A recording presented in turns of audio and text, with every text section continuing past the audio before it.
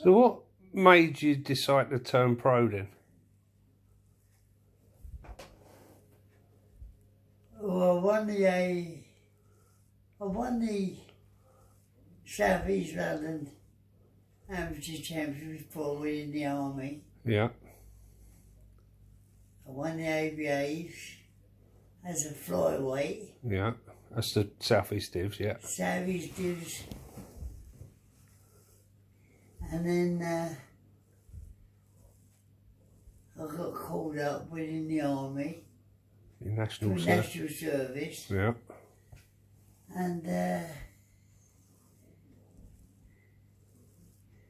I boxed for the Army. I won the Army Championships. Become a PTI.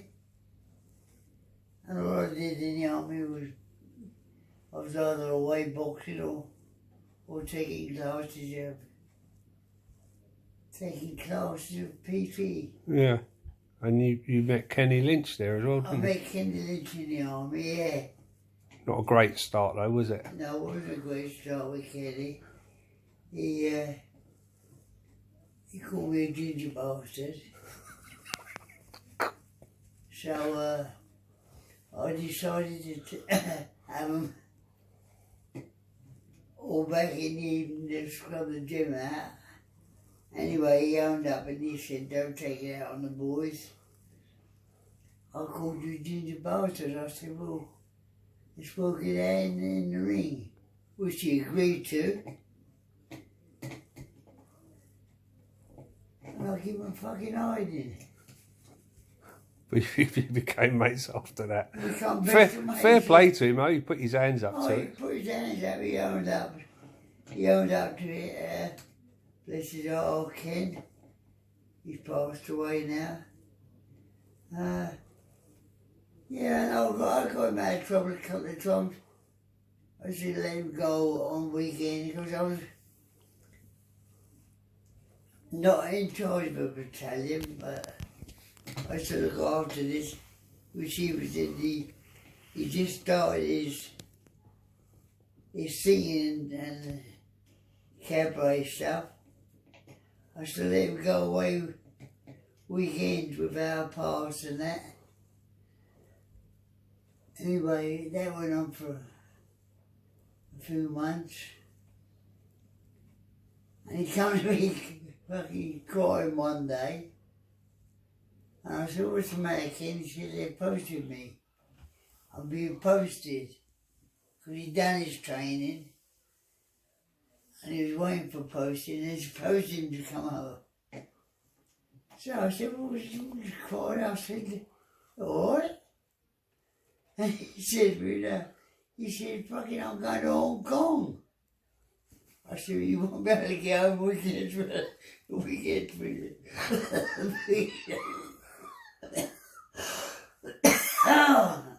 for your gigs, I said, I'm not from Hong Kong. And anyway, I had to go to Major Image, who was the boxing officer,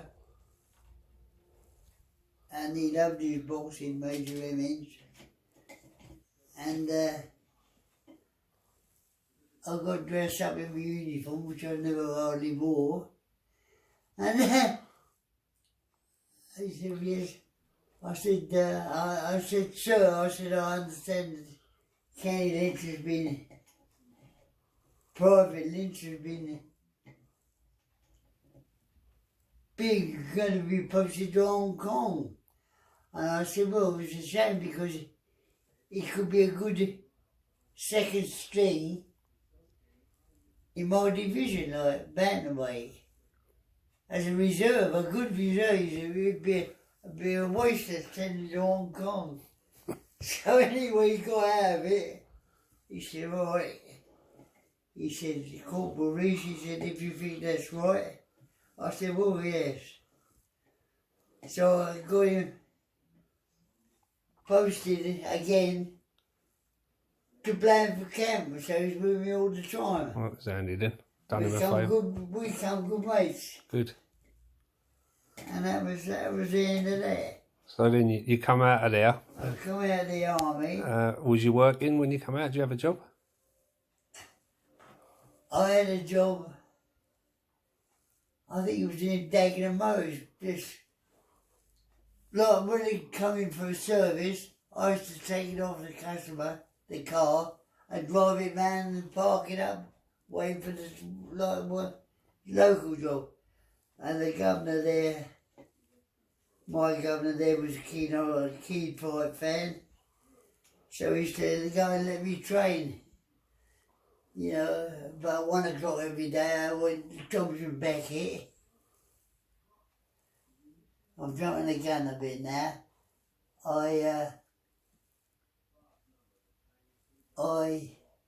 But you had a job, so you. I had a job, yeah. But you was going to turn over anyway. I was, yeah. Well, when I lost I got disqualified for the ABAs, the final. I got disqualified because I come in overweight. Oh, the London final. The London final. Right. I won the Southeast when I was in the London final. I got disqualified on the scale. Oh, they wouldn't let you take it off. They know. In them days you didn't have an hour to take it off. Anyway, I jacked it, and that's what made me turn pro actually. Well, I got fed up with the ABAs, and I turned pro. All right. And you went with Nat Sellers then? I went with Nat Sellers, yeah. On Danny Marnie's advice? On Danny Marnie. So was Danny training you as amateur? Danny was now. He trained me for a little while, and then Freddie Hicks took over, didn't he? Yeah. So. But Freddie didn't train you at the start of the pros, no? No. No, Danny trained me to start, and then Freddie Hicks took over after a little while. You didn't want to go with Jim Wicks like Uncle Bob did? Well,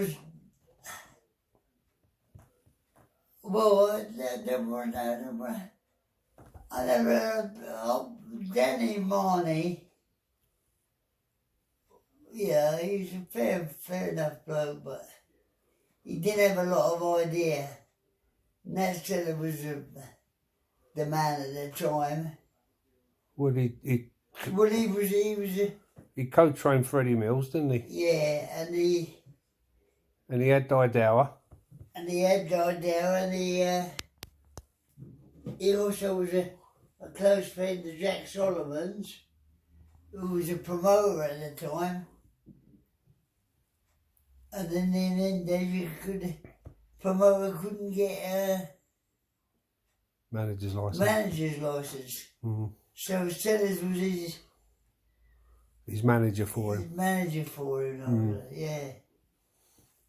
But your first fight.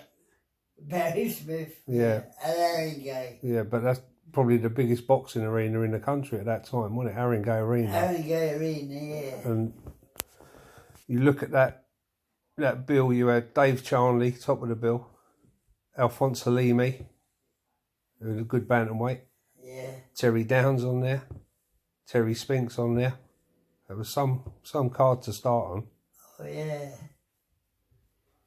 What do you remember from that, your first one? I remember because I was last on the bill. Yeah. I can remember people walking out as I was walking down again to have a fight. Oh, some of them was bloody walking out. Last by home. What time did you get there? I got there, but in the evening I got there about 7 o'clock. Oh, that ain't too bad then. Did you work that day? Eh? Did you go to work that day? No, I had a day off.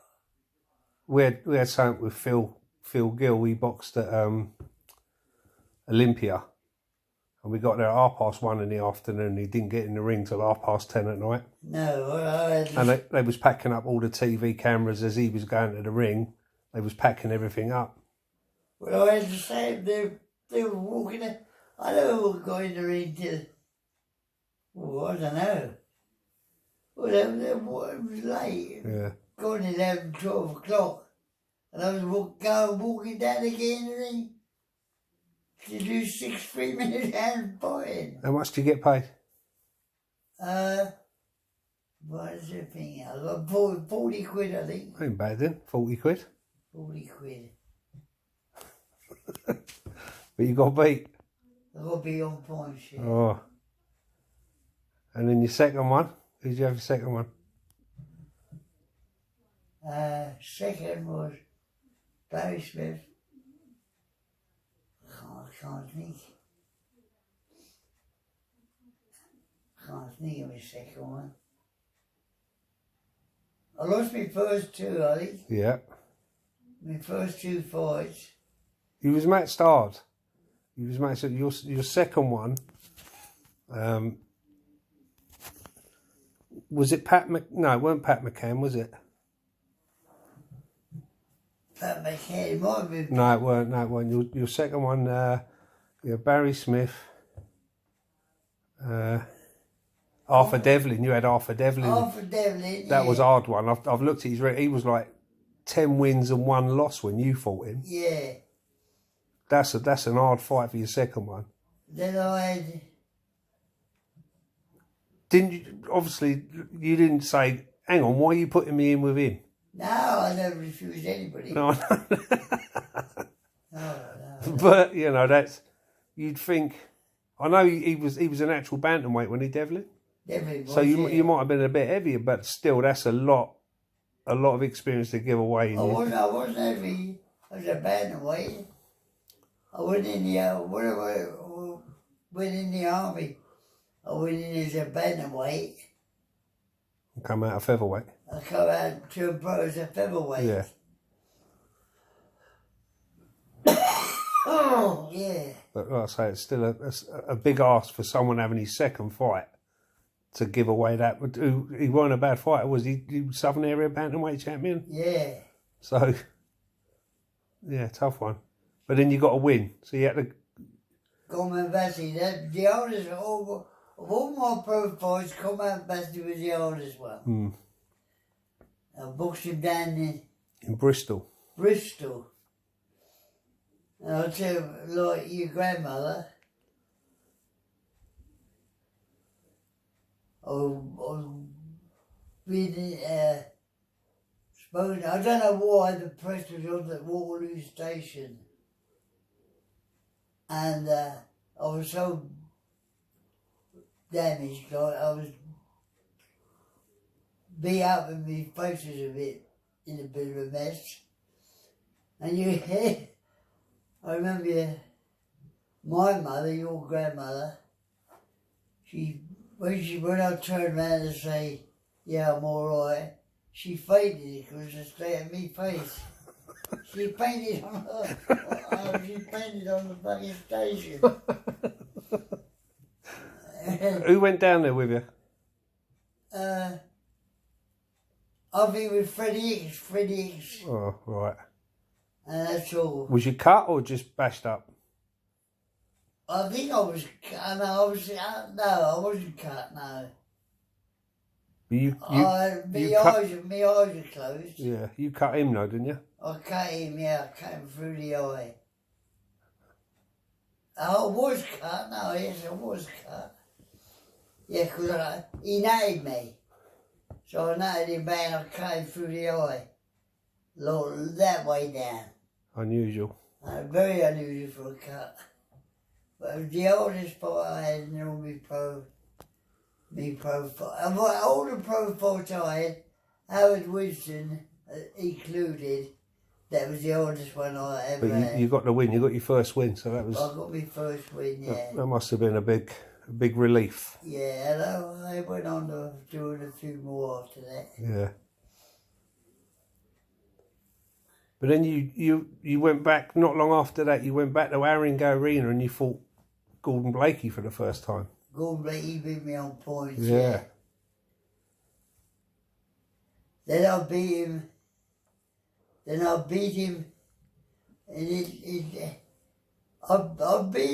beat Gordon on points down fourth call. Yeah. I beat him on points. And then I fought him for the title, for the Welsh title. And the referee stopped me because he kept hitting me up the nuts. Obviously...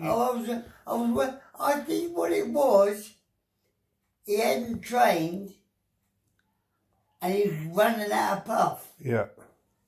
Because he ran 6 rounds and he was puffing and panting.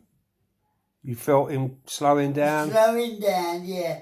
And the only way he could stop him was hit me up the bollocks all the time. Yeah. But how did that come about? I mean, obviously, Welsh parents, but you was brought up in London. How did that opportunity come up for a title fight, a Welsh title fight? The man at me married, that's sellers, he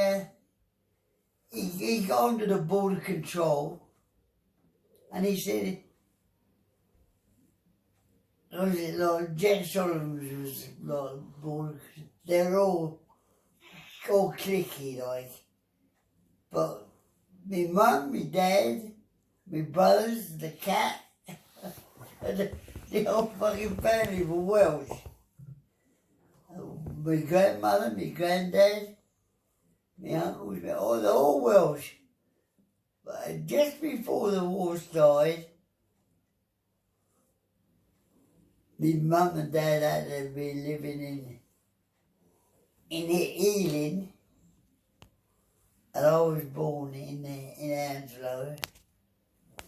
And they all moved back to Wales straight as the war started. Mm. And that was it. But you got your title shot. But they was pleased that I was like all Welsh. Well, I am all Welsh, but there you go. What do you remember about, apart from the fight, is there anything else that sticks out? Fighting down there for the title. I mean, you boxed in Wales plenty of times. You fought, shared the dressing room with Dick Richardson, didn't you, when he fought Cooper? Oh, when he fought Dick, yeah, when he fought Cooper. Did you watch that fight? Yeah. I know Cooper won in the end, but yeah, he had his moments, didn't he? Yeah. He was a terrific bowler. The gentleman he was. I remember I met him a few times. He was a nice bloke. Yeah, Even when I took amateur kids out, he'd come in the dressing room and talk to them, and that. He was a nice bloke. Very nice guy. When me and Mum had managed our first pub, the Red Cow at West Drayton, after I'd finished boxing, I was going out with your mother. Not what I never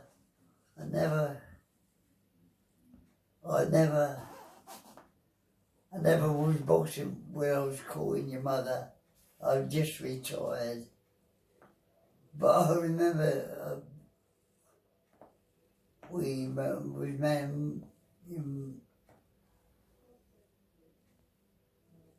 your mum worked in a pub. You like going in pubs? I like going in pubs. It made sense then, didn't it, really? Yeah.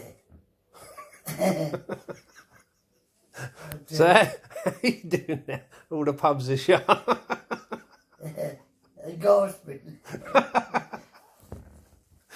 No, I'm alright. No, it's alright. But if you go back a bit then, so, right, you the first fight with Blakey, you beat you on points, then you beat him, and then the title fight. But in between that, you had some good ones, didn't you? You had who else did you fight? Ronnie Jones, West Ham, that's another hard fight, isn't it? He beat you on points, didn't he, Ronnie? Yeah.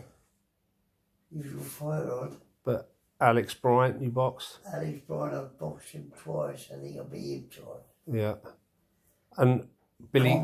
Combat Bassey. Yeah, we done him. Billy Calvert, another good fight. Featherweight. What do you remember about that fight? Oh, no, I went the distance, but I forget what I won. No. Billy Calvert. I lost to him. Yeah. You had to go up the chef who fought him in his hometown? Oh, yeah. He done you up the guts? Yeah, knocked me out, took me. He hit me up the belly. Did you have him down in the first though? I had him down there. I think I had him down in the first round, yeah. For a count. And then he got up and hit me up the guts. Knocked the wind out of me. Horrible feeling, isn't it? It was but yeah, but when he got down to 10, I jumped up. I was the first time I wanted to go on. Too late. I just got the puff out of me for that. Long enough. Long enough to Yeah. take the count, yeah.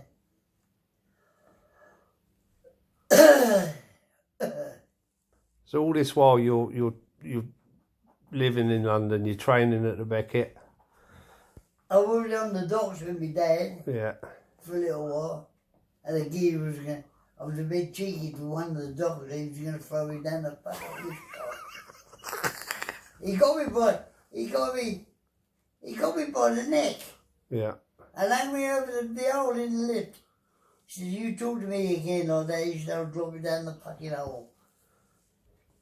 And who was it? One of my dad's mates come up behind him and he said, you hurt him, he said, and you'll follow him down the hole. Who was that now? One of my dad's best mates. And he could have a fight and all. What was his name? Shall I tell you? Because I've heard this one. What was his name? Freddie Gilbert. Freddie Gilbert. Yeah. He used to walk around with his hook under his jacket, didn't he? Yeah. Well, he used to, all the dogs had their hooks, but he used to come home. he was at Camford Bridge Station. He got off the train, and a couple of youngsters, I remember Freddie telling us, they stopped him, like, to hold him up, like, Mess him about. mugging. So he said, "You come near me," he said, "I'll rip your head off," he said. And he got his hook out from underneath his coat. Yeah. Yeah, I remember Fred telling me that. Yeah, he said, "I'll rip your..." But even there, they looked after you. They let you out the train, Oh, didn't they? yeah, the doctors, yeah. Says we can go home now. Well, you had some good people training in the Beckett then, didn't you? Who did you have in there? Who was in and about around the Beckett then? I sparred with Charlie. Yeah. Dave Charlie was in there. I sparred with him. I got paid for sparring with him. The only time I got paid. And that's before he fought Joe Brown, yeah? Yeah. What do you remember about sparring with him? He never take a... I don't know if he was a liberty taker, but he wouldn't hold anything back. There was little Georgie Dormer, bantamweight, to make him move a bit fast. There was Butch Davis from Bermondsey, a welterweight. He could punch him about, and there was me like, because I was more of a boxer sort of thing. Mm. And there was me to move him. And he hit me.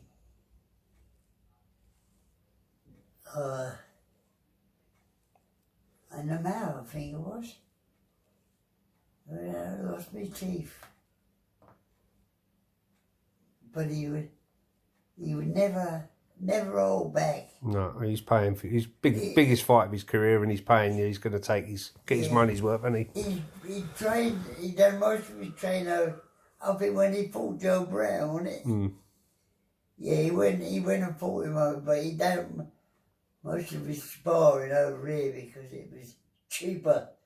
Yeah, it was. You put your teeth through your gum shield. Yeah. Look at that cat, look at that friendly cat. around here every day. Who else did you spar with down there regularly? Who was you training with? Spinksy. Yeah, I sparred regularly with Terry. yeah, Dave Charlie. Yeah. I went away to train with Didower. yeah. But every even big name fighters coming from around the world boxing in London, they'd come and train there, wouldn't they? Alex Buxton used to train there a lot. Yeah, the Coopers, obviously. And Cooper used to train with Henry. What other foreign fighters did you see in there? Jake Tooley. Yeah,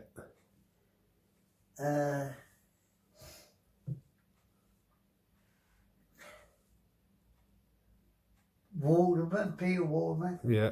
Oh, Willie Pastrana was in Willie there. Pastrana,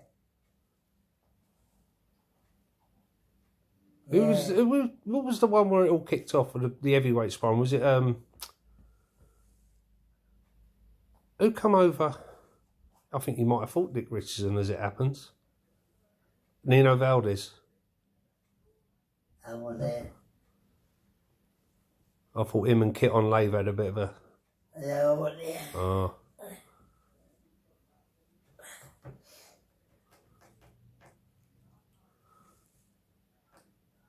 Yeah, Good gym though, wasn't it? yeah. It was a small gym. There's only one shower I room. remember it. It was very small. I used to train there where Danny wouldn't take it was only £1 to train, he still wouldn't take the pound off me. No, Danny was truly around. I went to his funeral, Dan. I drove you. He was missed. He was lovely, a gentleman, you know what I mean? You done your corner a couple of times, done your cuts a couple? Once. Oh, once. He won the fight for me. I was cut badly. In the second round, I think it was. I forget who I was fighting there. And I was cut badly in the second round. And the referee should have stopped it, but Danny stopped the bleeding. There was an 8-rounder. And he stopped the bleeding in the second round. I got cut early. And he got worse. And he stopped the bleeding. And it never bled again. From the third round, I think, to the last round. I forget who I fought there. I won on points. But he won me the fight by stopping that. He's a brilliant cornerman, wasn't he? Fantastic. Well, he was in the Cooper's car. Yeah, but he done everybody. Even up until the 80s, you'd see him. He was in Pat Cowdell's corner when he fought Sanchez, and he went away with Dave Green when he fought Ray Leonard. He was a brilliant cornerman. Everybody wanted Danny. I used to talk to him and try and pick his brain. He'd tell you stuff, but not everything, you know. He was a good bloke. He's a gentleman. So what about Howard Winston then? You could have done with him there, couldn't you? You could have done with Danny in your corner against Winston. Oh yeah. I couldn't keep him out of his left jab. He's one of the best left jabs in the world. The fastest left jab, I should say, in the world. Accurate? Very accurate, yeah. What else do you remember about that? Oh, what else? Was there much? He won the Empire Games. It was then, but he must have been making a bit of noise as he was coming up, and you was the Welsh champion. I suppose you're going to get a call sooner or later, isn't you? He was. I think he had 3-4 fights after I fought him. Yeah. And he won the world title. No, British title. He fought British title. Yeah. Which you could never get You could never get a shot at Terry Spinks, could you? No, he wouldn't fight me, Spinks. Bless his heart. I was to spar with him nearly every other day. Always spar with him when he had a fight coming up. Never got paid. He never paid her. Sammy McCarthy was his manager and trainer. Another nice fella. Yeah, never enough. Snowy Buckingham. Snowy was a good corner man and all. You remember Snowy Oh, Buckingham? no, I didn't know Snowy. No, Sammy and Danny, obviously, but Snowy Buckingham used to say to trade Sammy.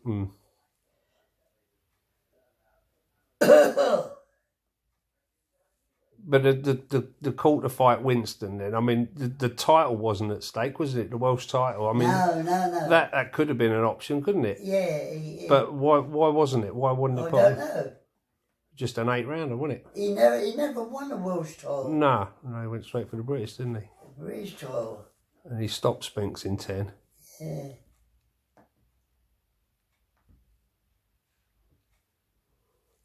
You only had a couple more after that. What you had? I get cut to. Yeah, Phil Lundgren. You had, I think, didn't you? After no. Yeah. I fought Phil Capitano. That was my last fight. No, yeah, that's right. I Yeah. got cut. So you had a win. I think you had Billy Secular after Winston. So you come back with a win, Yeah. 8-rounder, and then you got I lost on points to Phil Lundgren. yeah. What do you remember about that fight? Well, he cut me, and you know. You had him on the deck and all, didn't I you? had him on the deck, and I'll tell you about what's that? One of the gangster mob come to my dressing room Yeah. and offered me some money. The South London gangster firm. Yeah. South East London. Yeah, that's it. Well, that's all you need to say. I think we know who you're talking about. Yeah. And one of the mob come to me and asked me to fall over in about the 3rd or 4th round. They wanted me to fall over or take a dive. And I said, bollocks. I said, no, I don't take a dive for no one. And he said, well, how are you ready to get it on? I said, well, it's got to be a points win anyway. And I beat him on points. And one of the mob, the geezer, approached me. He beat you on points, you mean? He beat me on Yeah, points. yeah. I said, go to the distance. And anyway, he come in my dressing room after the fight, give me a one-up. More than for the fight. I sounded it. Yeah, he give me a one-up. And you didn't have to go I over. didn't have to do nothing. I just boxed as I normally would. I fought like I normally would. Do you remember who you fought when you had the flu? And I was a very big grandmother. yeah, do you remember who that was?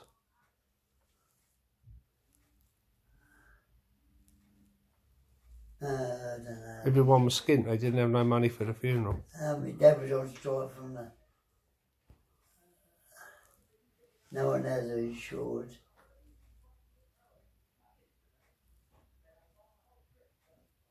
I can't remember. And I took an 8-rounder, I think it was, wasn't it? Yeah. I took an 8-rounder just to pay for my grandmother's funeral. Yeah. I don't know if I won or promised or. I think I won as well. I can't remember now. Yeah. I think I won the fight. Would you change anything if people get asked all the time? What things would you do different if you could change it?